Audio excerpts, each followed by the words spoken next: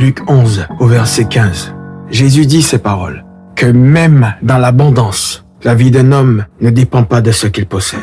Je m'adresse aujourd'hui à tous ceux qui sont dans l'illusion d'avoir le temps, qui ont dans leur cœur cette pensée, cette conviction erronée qu'ils ont le temps, comme dans le sentiment de connaître leur lendemain. La Bible déclare ceci, l'homme n'est pas maître de son souffle pour pouvoir le retenir, et il n'a aucune puissance sur le jour de la mort. Il n'y a point de délivrance dans ce combat, et la méchanceté ne saurait sauver les méchants. C'est Jésus qui parle d'un homme qui ses récoltes avaient beaucoup rapporté. Et il se mit à dire en lui-même, « Mon âme, tu as beaucoup de biens en réserve pour plusieurs années. Repose-toi, mange, bois et réjouis-toi. » Mais Dieu lui dit, « Insensé, cette nuit même, ton âme te sera redemandée. » La Bible déclare, il y a beaucoup de projets dans le cœur de l'homme, mais c'est le dessein de l'Éternel qui s'accomplira. C'est Dieu qui aura le dernier mot. C'est Dieu qui tient le souffle de toute âme dans ses mains. Le jour du grand départ pour chacun est fixé par Dieu. Le nombre d'années que Dieu a loué à chaque homme, à chaque femme sur cette terre a été défini par Dieu. Tu n'es au courant de rien. Raison de plus pour préparer ta rencontre avec ton Dieu.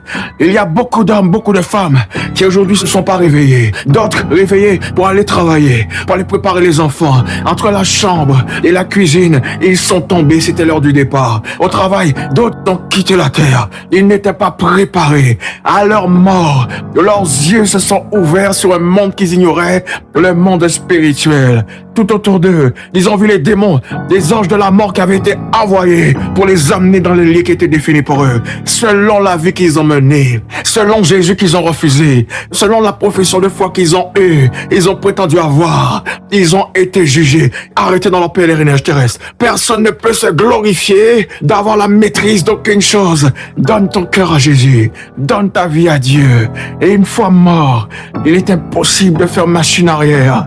Ces hommes-là, il faut récupérer et amener dans le séjour des morts. Les voilà dans les regrets, ne s'attendant pas à quitter aussi précipitamment la terre. Ils n'avaient pas envisagé qu'ils puissent mourir de cette manière en se réveillant un matin. Mourir de cette manière en allant se coucher un soir, en ayant dit bonne nuit à la famille, en ayant souri, en ayant ri, en ayant mangé leur dernier repas sans le savoir. Ils n'étaient pas prêts à affronter la mort. Ils n'étaient pas prêts à affronter l'éternité. Ils n'étaient pas prêts parce qu'ils n'avaient pas fait la paix avec Dieu en acceptant Jésus. Jésus est la seule garantie face à la mort. Jésus est la seule porte vers l'éternité qui fait traverser le feu de la mort. Quand je traverse la vallée de l'ombre de la mort, avec Jésus, Dieu ne craint aucun mal, parce qu'il est mon salut, parce qu'il est la porte, parce qu'il est le chemin, il est la vérité, il est la vie, parce qu'il est mon rédempteur, parce qu'il est mon sauveur, parce qu'il est mon Seigneur, parce qu'il est mon libérateur. Je t'invite toi aussi à donner ton cœur à Jésus, à être réconcilié avec Dieu, afin de ne pas être surpris, comme eux, au jour de la mort.